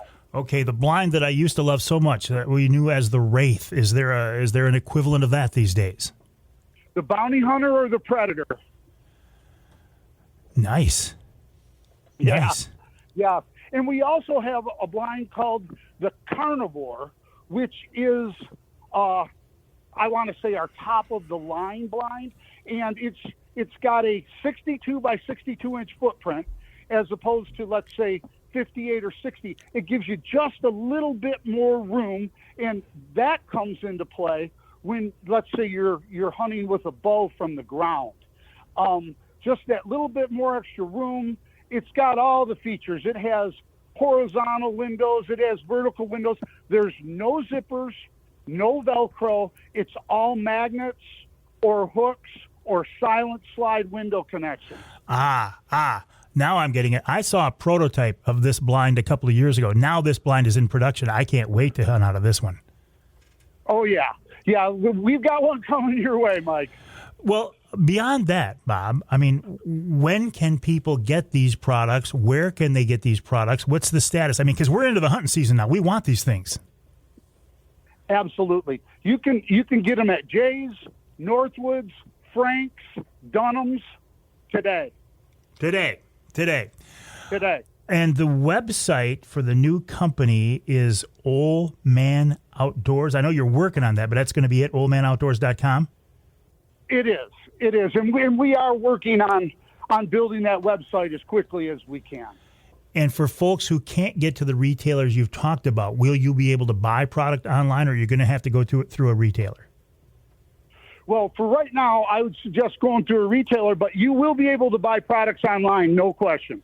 All right. That is so exciting, Bob. Congrats on, everything you've done in the hunting industry over the years, and the fact that you're now back and working with new folks with some great new products. I can't wait to get my hands on it. In fact, I think for our Wednesday night live at the Lumberjack coming up this Wednesday, we're going to have one of your new blinds to give away. So thank you for that, Bob. I appreciate it. Absolutely. We've sent you one of the carnivores, Mike. Excellent, so Bob. Top of the line. I will look forward to seeing that. I will look forward to talking with you, and we will look forward to promoting your latest venture and all your wonderful products. Thank you, Bob. Appreciate it. Thank you. All right, that's Bob Ransom. Now with Old Man, I mean, Bob's been around. He's been a player in the hunting industry for so many years. He's a Michigan guy. I've known him forever. I think he's a great guy. I'm excited to be working with him again. So thank you for that, and thank you to the folks at Security Credit Union for making each week's Ask Avery segment possible. Check them out online at securitycu.org. That's securitycu.org. And keep an eye on the website, oldmanoutdoors.com. Changes coming up there. I can't wait. We'll take a break for the top of the hour. When we come back, we'll switch gears. We'll talk about some fall steelhead fishing with Captain Paul Schlafley of Riverside Charters in Manistee. And we'll wrap it all up with wild game chef extraordinaire Dixie Dave Minar. That's coming up in hour 3 of this week's Outdoor Magazine.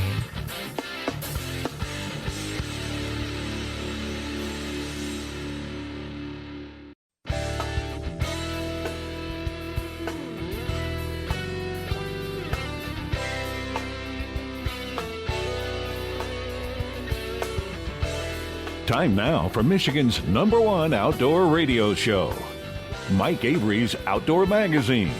Mike Avery has covered the outdoors in Michigan for more than 4 decades, and that tradition continues today. Outdoor Magazine is brought to you by Jay's Sporting Goods, the Yater Insurance Group, Angler Quest Pontoons, The Forward Corporation, Security Credit Union, Offshore Tackle, Hammond Drives and Equipment, Garber Chevrolet, the West Branch Visitors Bureau, Rapid River Knife Works, and by Michigan Brand Meats.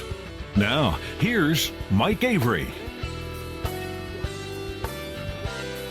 I was so engrossed in listening to Ken Hunter, I forgot that I have to talk too. I guess that's how this all works, right? Ken introduces me, and then I talk, and then I introduce a guest. Well, unless I'm going to spend the whole hour talking myself, and that's not going to happen. That is not going to happen. I don't know enough, and I'm not interesting enough to fill an entire hour by myself. I'm just not. I've always said that. Listen, I do not pretend to be an expert at anything. Anything. I have learned in my years on this earth that the minute you start proclaiming to be an expert, you put some kind of a target on your back. And I don't want to do that. I'm not interested in that. Now, do I know some things about some things? Absolutely. Just from being around for a few years, just from being in the business for so many years, and spending a fair amount of time outdoors hunting and fishing. But I don't probably know as much about this stuff as you do. What I am is a passionate participant. I am a hardcore observer. And by the passionate participant, I mean, I love to go hunting. I love to go fishing. Been doing it all my life. Again, I don't take it to the level, though, of the folks who are true experts.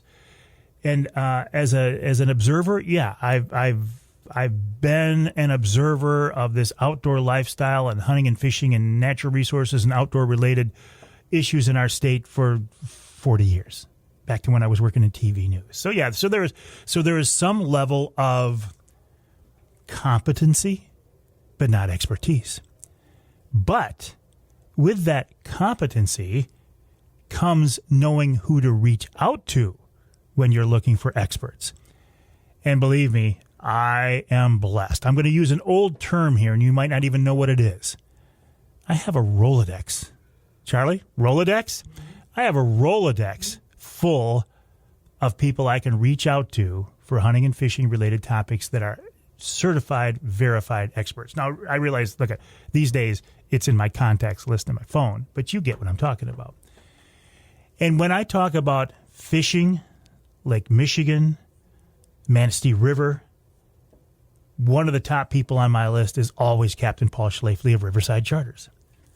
Paul's been fishing out there since he was a kid, and he's not a kid anymore. He is one of the most well-respected and versatile anglers on Lake Michigan and on the Manistee River. And he's with us now on the Outdoor Magazine phone line. Paul, welcome back. How you doing, Cap? I'm doing good. Very hot out today. Yeah, I know. For this time of year. We went from this beautiful early fall weather that just was so enjoyable into a blast of summertime again. I don't like it. I suspect you don't either.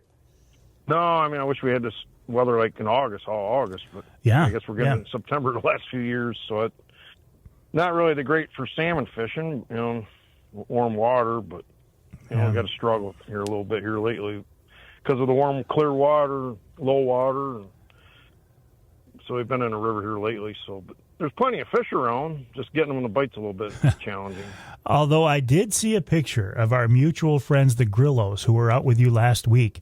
And Nick Grillo said he thinks they had maybe the best day on the water with you ever. And that's quite a statement because they've fished with you a lot and had some great days. Tell me about that trip. Yeah, that was good. I mean, they were all adult fish, too. And, I mean, there's still a ton of fish out in the big lake. And, that was really good fish. We were getting them out deep. And, yeah, it was kind of a mid-morning bite, which was strange for salmon. But, yeah, it was a better 9, 10 o'clock bite than it was first light, which has kind of been weird lately. But what do you figure? Normally it's first light's your best fish. Yeah, what do you figure that's all about, Paul? Moon or depth or down, I don't know. A lot of times when the fish are down deep, they bite later in the morning because of a light, the light factor sometimes, makes them bite later in the morning. And because we were catching them pretty deep that day, thermocline was down like 150 foot, so fish were down real deep. So normally this time of year, do we find you still in the big lake wrapping things up, or are you up in the river, or are you in a transitional period right now? I'm in a transitional. I mean, I kind of wish I'd have stayed in the big lake longer this year because of the weather, but I'm in a river now. I will bounce back and forth, but I will talk to some people into going in the lake if they want to go. And today we're in Lake Manistee, so fishing. So oh, really? Kind of fish all over the place. Yeah, fish are stacked up in the lake here. Well, I think of Manistee and Muskegon and these drowned river mouths. I think of that kind of as combat fishing. Is that what you're dealing with, Paul? Actually, it's not bad today. I mean, it's during the week, so the weekends are crazy. Evenings are crazy. There's probably, there's quite a bit of room here. So, there's probably 15, 20 boats out here. But it can be hundreds of boats for sure. So when everybody's out here jigging and. Well, and that's the hot thing these days, right? Jig and fish right there where they're pinch points where they have to come through. But how do you then, you guys who are trolling, how do the trollers and the jiggers interact? How do you guys all get along? Oh, you are jigging? Yeah, I am jigging. Yep, jigging, and I will troll in here too for sure. But jigging. They wanted to try jigging. The guys did, so something different. And I had them for a few days, so we actually fished the big lake and then the river, and it kind of fished all 3 different ways. So wow. And I'm fishing skein too. We catch them on skein all here, eggs, right in the lake too. So that's pretty cool, though. I don't know where these folks came in from, but they got a big water trolling trip, they got a river trip, and now they got a jigging trip. That's pretty cool. Oh, they're from Germany. No kidding. They come all the way here from Germany. Yeah, they went sturgeon fishing too. Oh, wow. How many weeks you here, Nick? 2.5 weeks are here. Wow. Visit the United States. And pretty cool. And did they come? Is it a fishing trip? That's why they're here? Yeah. Yep. Oh, wow. Yeah, it's pretty cool. So how does Paul Schlafley of Riverside Charters in Manistee, how do you get a client from Germany?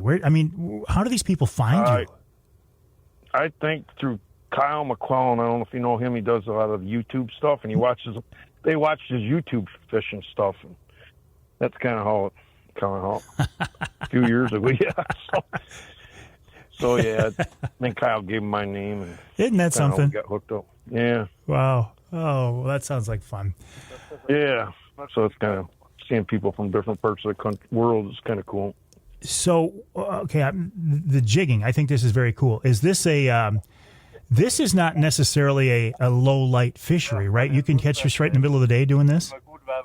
Yeah, I mean, of course, this time of day is not up. The first thing in the morning was the best, and they'll get them in the evening real good too, so like 3 o'clock on. So yeah, we're kind of in a dead period here now. Actually, as soon as I get done talking, we're going to head back up the river, fish the river a little bit. Okay. Yeah.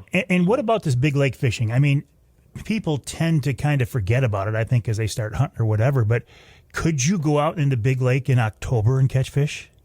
Oh, for sure. Yeah, I mean, as the lake starts cooling down, the fishing gets really good out. I catch a lot of next year's fish, and the young kings and steelhead, a lot of steelhead. And they'll start coming in closer to the shore, closer in. And, yeah, it can be really, really good, the late season fishing. And you got the water to yourself? Pretty much. It's from this time of year out, it's not many boats. So everybody's fishing the rivers and stuff. And, so, yeah, definitely that time of year can be by yourself fishing. How was your summertime king fishery, Paul? I feel like I didn't make it over this year, but I feel like everybody I talked to who went over there had a season to remember. I mean, it was crazy, wasn't it? Yeah, it was really good. I mean, it was a good year. Size was way down, but the numbers were definitely good numbers. Couldn't complain about the numbers of fish we were catching. Just if the weather cooperate, we always had a lot of blows that kind of messed us up, but once it straightened out, the fishing was phenomenal. We were getting limits. And it looks good for next year. There's a lot of young fish, too, so caught a lot of younger class fish. So hopefully next year should be a good year, too. When you say the size was down, does that mean you didn't see as many 30-pound fish or as many 20-pound fish? Give me a reference here. Not as many 30s. I mean, a big fish was 25 pounds. I mean, that was a big one. A lot of like 18-pounders, 15 to 18 pounds. So, yeah, the size was, something like last year was a lot of 30-pounders caught, There was a few caught this year, but not many. Yeah. But yeah, it's the lake trout were running big, though, this year. We got a lot of big lake trout caught this year. So, again, just another 30-pounder. Another example of a really good season out there. Yeah. Yeah, the lake trout numbers were good. And size of them were big. So, yeah, it was a good season. I can't complain. I'll take it. Yeah, well, listen, even if you complain, who's going to listen anyway, right, Paul? Yeah, for sure. Hey, hang tight, Paul. We got to take a break here in the Outdoor Magazine Show. We're talking with Captain Paul Schlafley of Riverside Charters. RiversideCharters.com is the website, RiversideCharters.com. You heard the folks in the background. You heard them speaking German. I know that because I'm Lutheran. I know what German sounds like. Well, besides that, I mean, he said they're from Germany. Anyway, we'll take a break. We'll give Paul a chance to see if they can't catch a fish during the break. And then we'll come back and wrap up our conversation with Captain Paul Schlafley. We'll take the conversation up the river. We're going to go upstream and talk about steelhead fishing and more coming up after the break right here on Outdoor Magazine.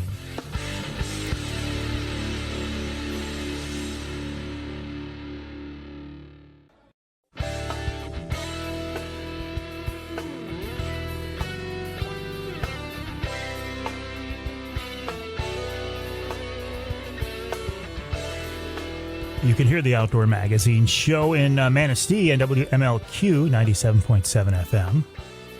I bet you Paul Schlafley listens to MLQ while he's on the water.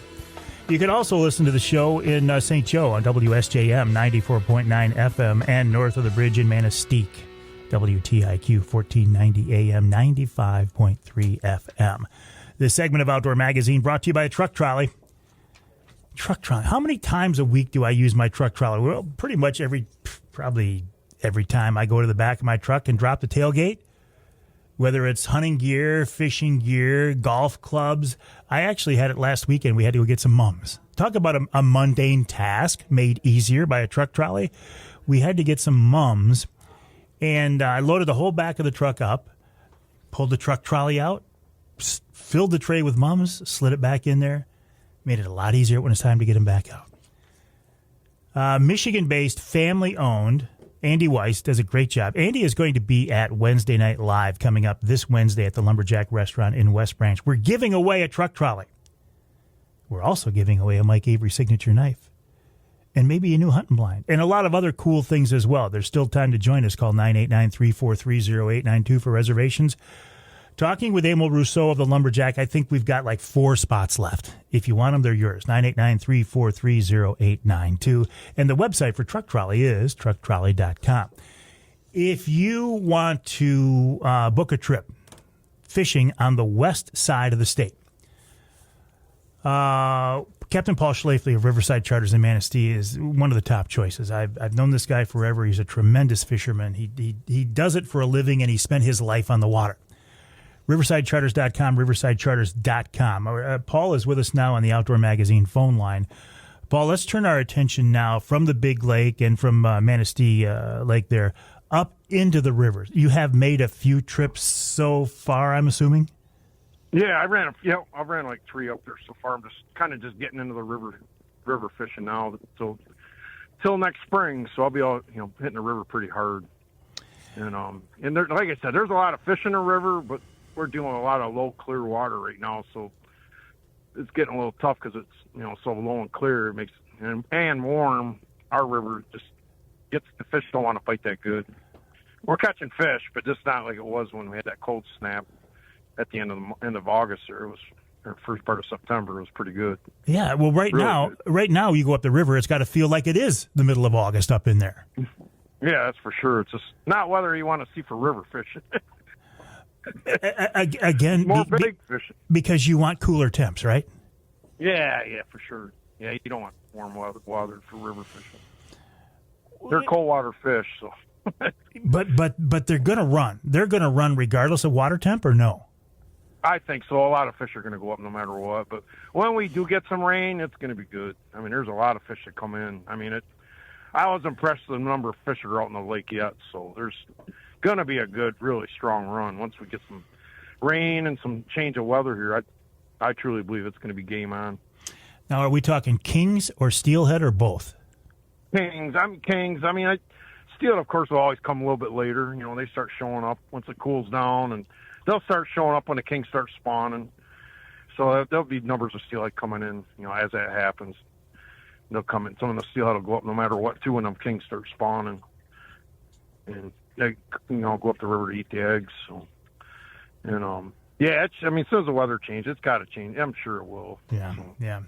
What's it like for you after you spent all summer out there on the big water, bouncing around on waves, running doubles? You know, it's a very unique fishery, and then you switch gears completely. You go up the river. You're surrounded by woods and shore and water, and there's less water to deal with.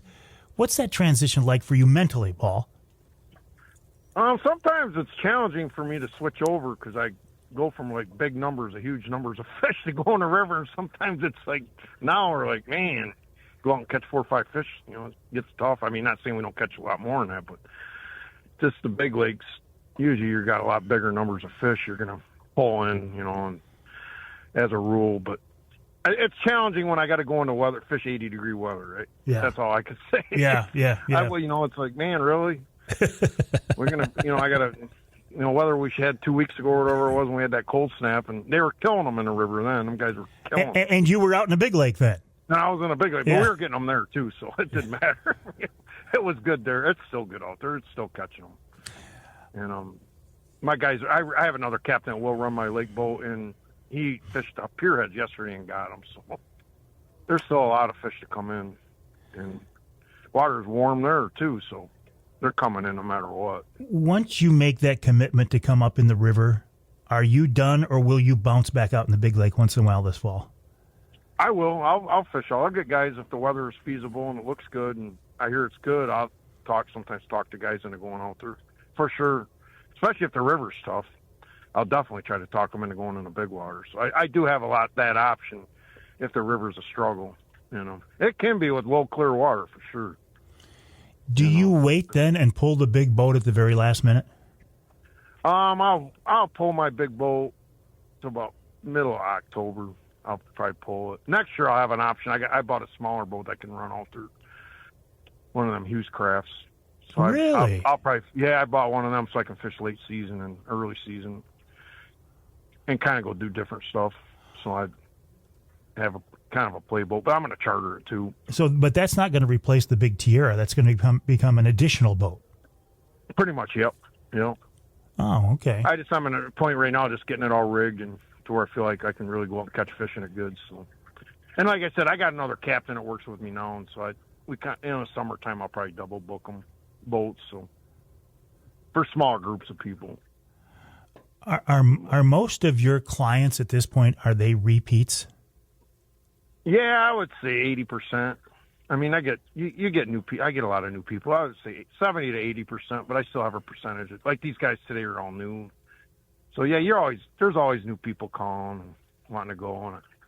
I guess whoever calls and gets my dates first. Well, and then you got folks like the Grillos who fish with you, I don't know, 8-10 times a year. Yeah, for sure. Yeah, I got a lot of guys like that fish multiple times, and go all the time. Go out throughout the whole season, fish river and lake both. Well, it's fun. I probably shouldn't say this because part of my job is getting people to buy boats like Angler Quest, which I think is a wonderful boat. But honestly, Paul, for the average angler, forgive me, Brad Dupuis, for saying this, for the average angler, they're better off to buy a charter several times a year and cheaper than having their own boat. Yeah, oh yeah, most definitely. And probably going to catch more fish. As a ring, it'd be easier. I mean, some people says, it's a lot of money going salmon fishing, buying lures, and it get pretty expensive nowadays when lures, flashers are $20 a piece and stuff. So yeah, it's definitely a way to go. I mean, when I go places, I go charter too. So when I go vacation, I'll charter boats. What is that experience? What is that experience like for you? I kind of like it. I kind of like to see how another captain is with clients and how it is, and it kind of interesting to charter somebody and feel like the client, So it's kind of neat. I like it. Oh yeah. Mm-hmm. All right, so let's go back up the river here. I know fishing's tough right now. It's going to get better. Are you one of those guys who is now casting crankbaits too, or are you sticking with the old ways? No, I cast crankbaits. Yeah, for sure. Always cast.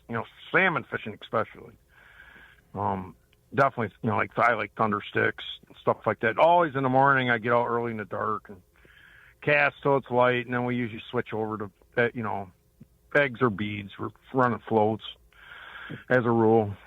Fishing floats once the sun gets up, and that's where I'm kind of headed right now. After I talk to you, I'm going to head up the river and fish some floats because a lot of times right in the middle of the day I'll catch them on eggs.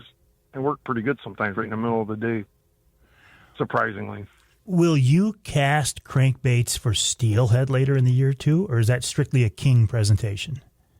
Sometimes I will. I have done in the past. I mean, I generally, when I'm steelhead fishing, I'll fish, behind the boat with crankbaits, back troll. I seem to do a little bit better that way fishing steelhead, but I have in the past casted for them and got them. I got a buddy, that's all he does. And a lot of guys will throw spinners and, catch fish on spinners and coho. Coho really likes spinners. So you can, get coho and steelhead right together with spinners. But I definitely have done it in the past, but I generally am spawn fishing or bead fishing for steelhead. Kind of, right behind the boat with floats or crankbaits. you got my attention with the spinner. How do you fish that spinner? Do you quarter cast and retrieve, or do you let it float and not float, but wobble back into a hole and bring it back? How do you fish them? You like quarter cast? Yeah, exactly, quarter casting. Kind of like you would with crankbaits, same way.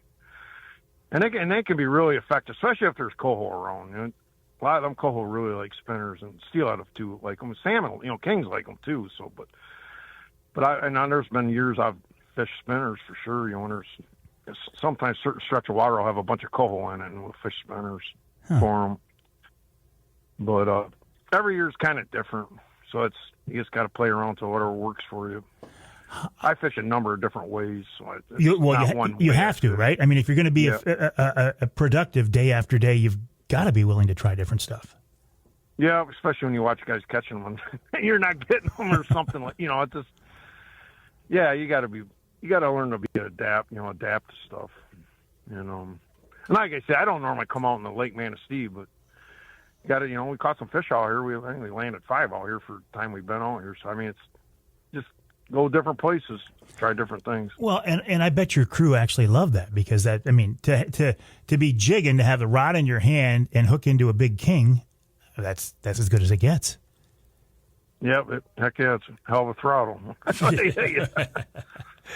All right, Paul, listen, I know you want to head upriver. I'm going to get out of your hair, let you do that. Good fishing to you, and I will check in with you later in the season. We'll hope for some rain, muddy that water up a little bit, cool it down a little bit, and things will turn on. I appreciate it, Mike. Thanks. All right, buddy. Talk to you later. Paul Schlafley, Captain Paul Schlafley of Riverside Charters, the website riversidecharters.com, riversidecharters.com. If you're looking for a big water trip, now it's kind of late in the year, right? Unless you want to make a late season big water trip and say specifically, I want to try that, Paul. I heard you talking with Avery about it on his show. Yeah, absolutely. Get in touch with him. Go to the website riversidecharters.com and book a trip there. Also, for his fall salmon trips up in the river, and then later in the fall and throughout the winter for his fall and wintertime steelhead trips up in the river as well. He's one of the best out there. He's a good guy, a lot of fun to fish with. We'll take a break here in the Outdoor Magazine show. When we come back, a few more things I want to make sure to talk about, and then we'll wrap it all up with Wild Game Chef. You know his name, Wild Game Chef Extraordinaire Dixie Dave Minar. Don't know what he has this week, but I can tell you it'll be a good one. Coming up right here on Outdoor Magazine.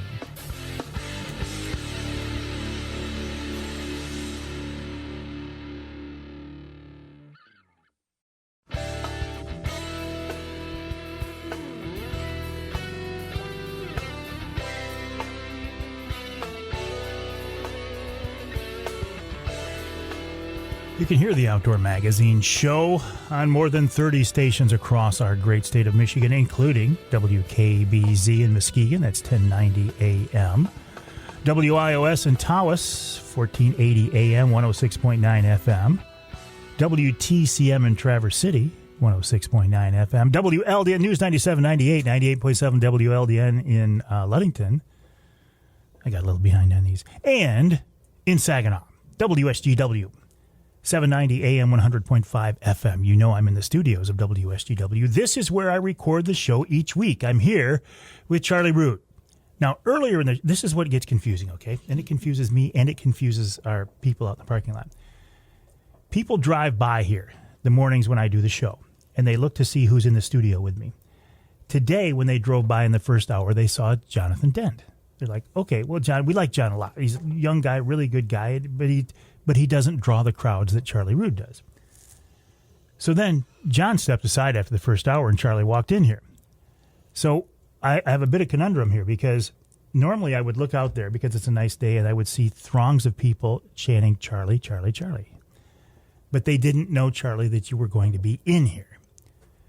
So there's nobody out there. Now, I don't want you when you leave, and you won't leave till 9 o'clock tonight, but I don't want you when you leave to be disappointed that there's nobody out there, because they didn't know you were going to be here. So anyway, that explains why there's no people chanting, Charlie, Charlie. But it doesn't mean they don't love Charlie, right? Because we all love Charlie, and we all love John as well. This segment of Outdoor Magazine brought to you by... What is that? Avery, I've heard that sound before. What is that, Avery? It's Oh, that's the sound of my Rapid River knife locking back open. This one happens to be a very special Rapid River knife. This one is a prototype version of the Mike Avery signature Rapid River knife. This is as cool as it gets right there. We are selling these. The sales are very strong. Thank you for that. And the reason we're doing this knife, it's not, it's kind of egotistical, right? I put my name on a knife. I get that. But we're using it as a way to make money for a group called Outdoor Driven. Outdoor Driven was formed to get first responders and vets on adventures in the outdoors. And the proceeds from this knife are going to that group, Outdoor Driven. Chris Durson of Rapid River Knives isn't making a dime on it. I, Mike Avery, am not making a dime on it. So that's why we're doing it. And you can order one, too. If you go to rapidriverknifeworks.com, that's rapidriverknifeworks.com, or stop by the showroom on US 2 just east of Rapid River, you can get one. Another way to get one is to join us at Wednesday Night Live this coming Wednesday at the Lumberjack Restaurant in West Branch. We're giving away a Mike Avery signature knife. We are giving away a truck trolley. We're giving away one of the new blinds from Bob Ransom. And how exciting is that, the announcement he made earlier in the show? We're giving away Jay's gift certificate. All kinds of cool things. But you can't win if you're not there. I think we've got like 4 seats left, Emil told me. If you'd like to join us, 989-343-0892. That's coming up Wednesday night at 7 o'clock. We'll go live.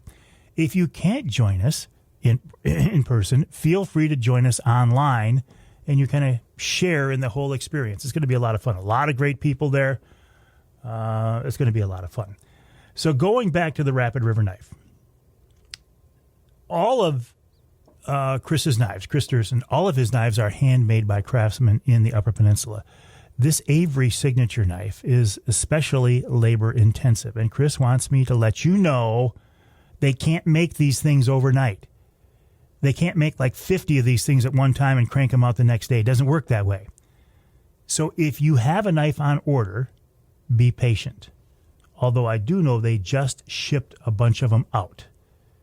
We should be pretty well caught up right now, but be patient. In this world of Amazon where you order something and it shows up the next day, that's not the way these Rapid River custom knives work. I would like to think, if you are patient, the wait is worth it, because I think it's a very, very, I think it's a good-looking knife. But of course I'm going to think it's a good-looking knife because I kind of designed it. So of course it's going to appeal to me. But I'm hearing from a lot of other people that it appeals to them as well. Anyway, the website for Rapid River is rapidriverknifeworks.com. That's rapidriverknifeworks.com. What else? Can we get some rain, please? Lord, a little bit of rain? A little cooler temperatures? I was so happy a couple of weeks ago when it was nice and cool and felt like fall. Well, now it feels like summer again. And I got to be honest, I'm not a big fan. Not that there's anything I can do about it. Not that there's anything anybody can do about it. But we can complain about it, can't we? What else? Please send me your bear pictures. Please send me your deer pictures. Please send me your fishing pictures. Please send me your fall turkey hunting pictures. Send them to me in an email, please. Mike at MikeAveryOutdoors.com. That's Mike at MikeAveryOutdoors.com. If you're sending me a big game picture, can you take 5 seconds and put the tongue in the mouth, please? I could tell last week as people were sending me pictures, I could tell who listened to the radio show and who didn't. Because those who listened to the radio show sent me pictures with the tongue in the mouth. Those who didn't sent me pictures with the tongue hanging out. And then I had to go back in and manipulate it so it didn't look like a cartoon character. Mike at MikeAveryOutdoors.com. Please put the animal's tongue back in the mouth. Show them the respect. Show the animal the respect that we deserve. That also, please show your fellow hunters and anglers, primarily hunters this time of year, the respect they deserve. If they are legally hunting, don't feel obligated on anti-social media to make some smart aleck comment. No need for that. And especially on my social media outlets, you're gone. You start talking negatively about fellow hunters or anglers on my page, ban, delete, ban, delete. That, and if you drop an F-bomb, ban, delete, ban, delete. Dixie Dave coming up.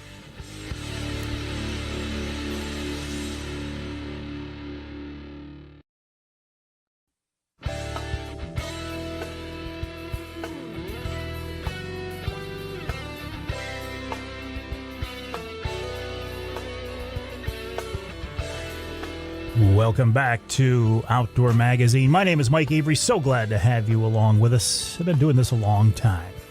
And at this point, there are few things that actually surprise me. But this is one of them. When we call wild game chef extraordinaire Dixie Dave Minar, and he doesn't answer. It does make me wonder, because we have called Dave before to get him on the show, and I, not knowing this... Oh, there he is right there. David, I was getting worried. I was just about to tell our friends that you're always there, and you weren't. I thought, I hope nothing's wrong. You okay, buddy? Yeah, I've been sitting right here with my phone next to me and the cookbook and getting ready to go. Well, good. I'm glad to hear about that, so I'm not going to cut into your time anymore. What do you have for us this week? Well, in honor of all the big bucks that these kids shot, my gosh, it's just, I'm blown away by how many nice big bucks. And the moms and dads got to be proud of the kids. So we got a venison with a sweet Marsala wine sauce. Perfect. You need about 8 ounces of venison, backstrap, tenderloin, or tender leg meat per person, between 1/4 and 1/2 cup of onions diced fine, 3/4 pound of mushrooms sliced thin, a jar of beef gravy, 4 ounces at least of sweet Marsala wine, a teaspoon of parsley chopped, flour, and olive oil and butter. After you remove all the silver skin and check it out, if there's any little bit of fat, which I doubt there would be, slice it across the grain about 3/4 inch thick. Place the meat between 2 sheets of plastic wrap and pound the pieces down till about 3/8 inch thick or so. These are going to be nice, lovely steaks. Place meat on a tray. Heat the saute pan to medium hot heat and add a little bit of the olive oil. And when the pan is hot, and dredge the meat lightly in flour and saute until brown on both sides. Remove meat from pan and place on a warm plate.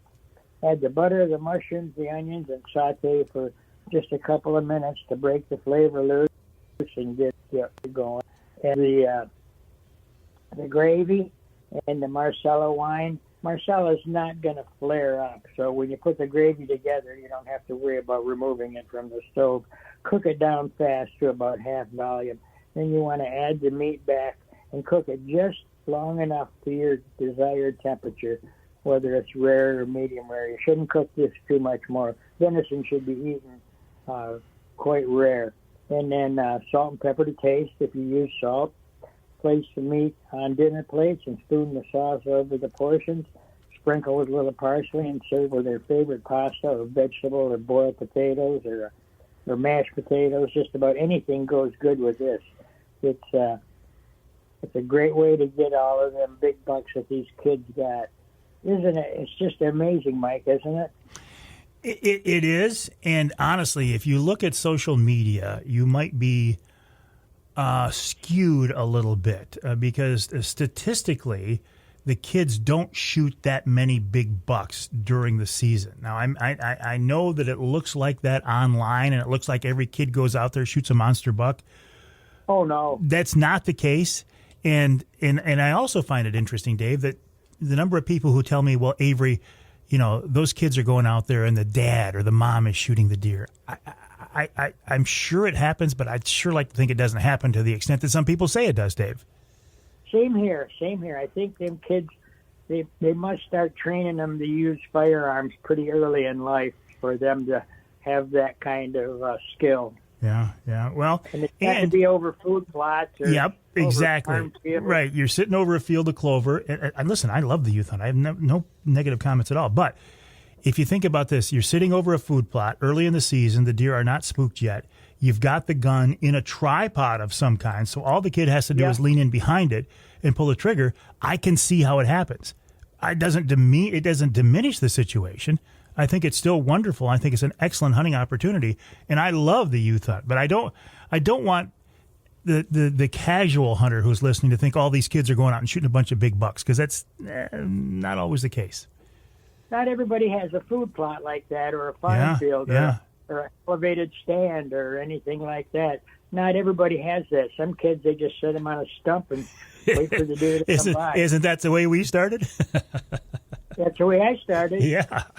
Hey, speaking of My food dad plots. set me on a stump, and then he was like 50 or 60 yards away from me down another trail. There you go. Yep. Speaking of food plots, yours are pretty well established, but how are they looking? Ours are just brown and dried up. They need some rain.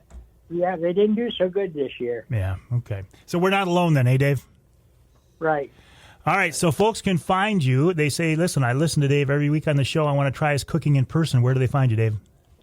Well, we're at the King's Dish on the corner of 61 and 23 in beautiful downtown Standish.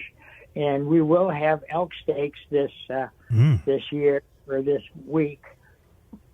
Excellent. So, elk steaks. On down.